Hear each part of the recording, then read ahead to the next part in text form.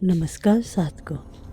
क्या आपने कभी ऐसा मंदिर के बारे में सुना है जहाँ 25,000 चूहों की पूजा होती है, जहाँ चूहों का झूठा प्रसाद खाना सबसे बड़ा सौभाग्य माना जाता है और जहाँ एक सफ़ेद चूहे के दर्शन से सारी मनोकामनाएं पूरी हो जाती है। आज मैं आपको ले चलती हूँ राजस्थान के उस चमत्कारी मंदिर में जहाँ मृत्यु भी हार गई थी।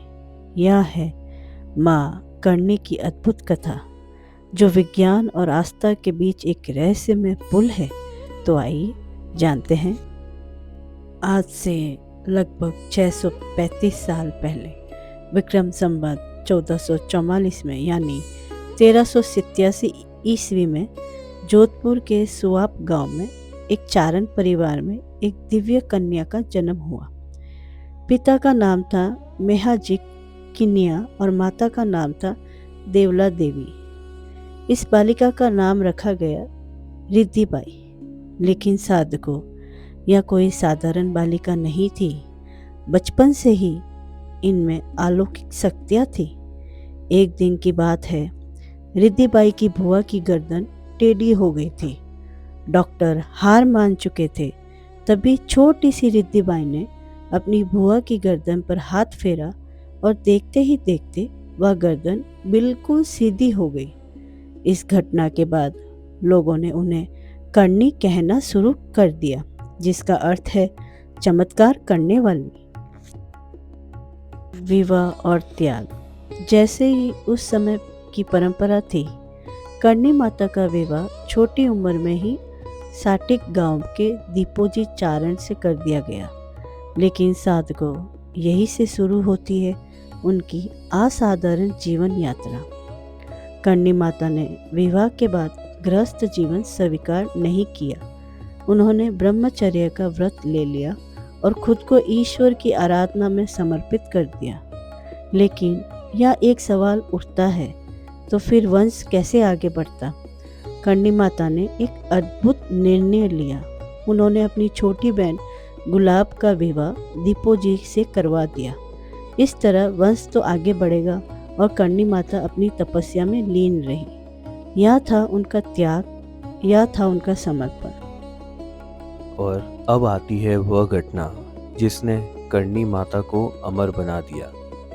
एक दिन करनी माता का सौतेला बेटा लक्ष्मण, जो गुलाब का पुत्र था, कपिल सरोवर में नहाने गया।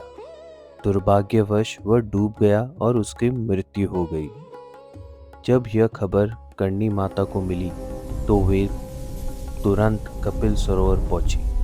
पूरा गांव रो रहा था, लेकिन करनी माता ने कहा, रुको, मैं उसे वापस लाऊंगी। और फिर करनी माता ने सीधे यमराज से बात की। उन्होंने कहा, हे यमराज, मेरे बेटे को वापस करो। यमराज ने कहा, माता, यह नियम के विरुद्ध है। जो मर गया वो मर गया। लेकिन करनी माता ने कहा, अगर तुम नहीं लौटाओगे तो मैं खुद अपने भक्तों को जीवन दूंगी। यमराज समझ गए कि ये कोई साधारण देवी नहीं है।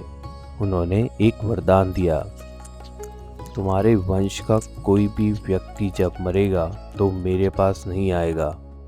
वो सीधे तुम्हारे मंदिर में चूहे के रूप में जन्म लेगा, और जब चूहे की मृत्यु होगी तो वह फिर से तुम्हारे वंश में मनुष्य बनकर जन्म लेगा।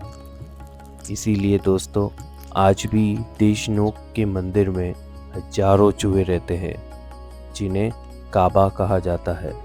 ये साधारण चूहे नहीं, बल्कि करनी माता के वंशज माने जाते हैं। कहा जाता है करनी माता का प्रभाव सिर्फ धार्मिक ही नहीं था, बल्कि राजस्थान के इतिहास पर भी उनकी गहरी छाप है। जब मारवाड़ के राजा राव जोधा ने जोधपुर शहर बसाने का फैसला किया, तो सबसे पहले वे करनी माता के पास आशीर्वाद लेने गए। करनी माता ने उन्हें आशीर्वाद दिया और कहा, तुम्हारा राज्य सदियों तक कायम रहेगा।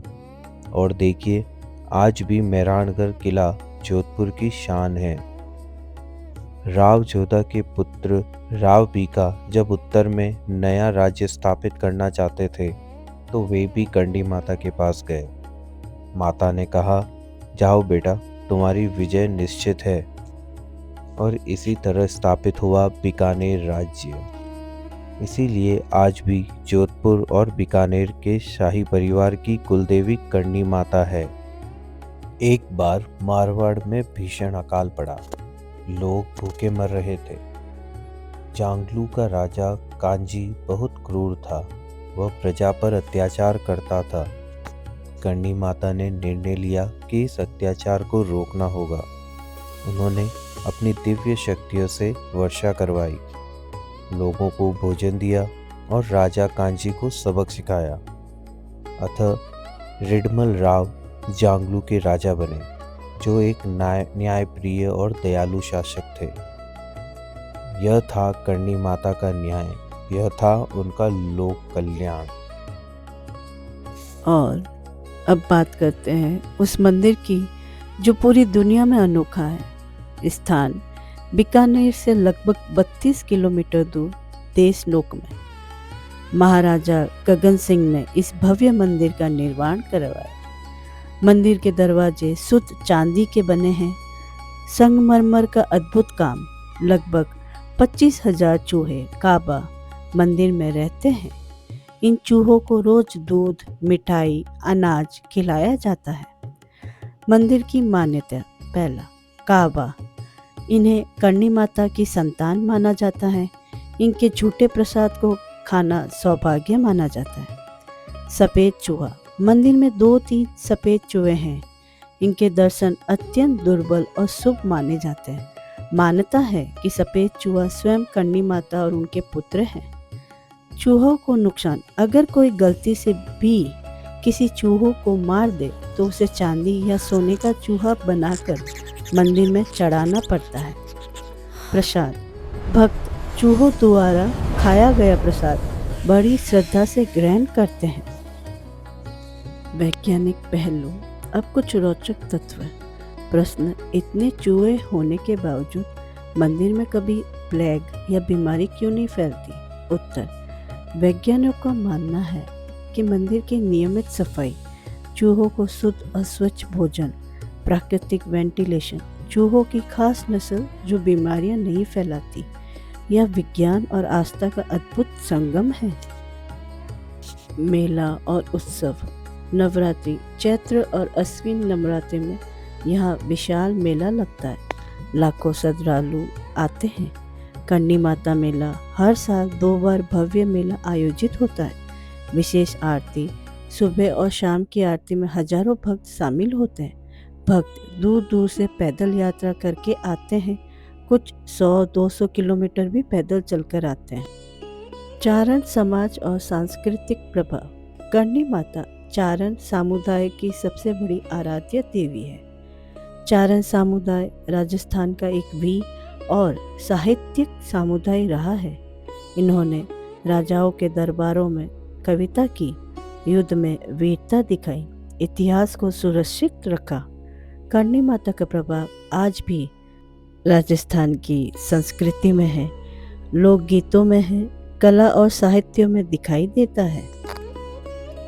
तो साधकों, यह थी माँ करणी की अद्भुत कथा, जिन्होंने मृत्यु को भी हरा दिया, जिन्होंने साबित किया कि आस्था और प्रेम से बड़ी कोई शक्ति नहीं। आज भी देशनोक में 25,000 चूहे उनके मंदिर की रक्षा करते हैं। लाखों भक्त उनकी शरण में आते हैं और हर मनोकामना पूरी होती है। क्या आप कभी देशनोक गए हैं? क्या आपने सफ़ेद चूहे के दर्शन किए? कमेंट में ज़रूर बताइए। और अगर आपको यह कहानी पसंद आई हो तो लाइक करना ना भूलें और औरा चैनल को आशीर्वाद के रूप में सब्सक्राइब करें, शेयर करें अपने दोस्तों के साथ, क्योंकि एक ऐसी अद्भुत कहानी सबको पता होनी चाहिए। जय माता दी, जय करणी माता। धन्यवाद।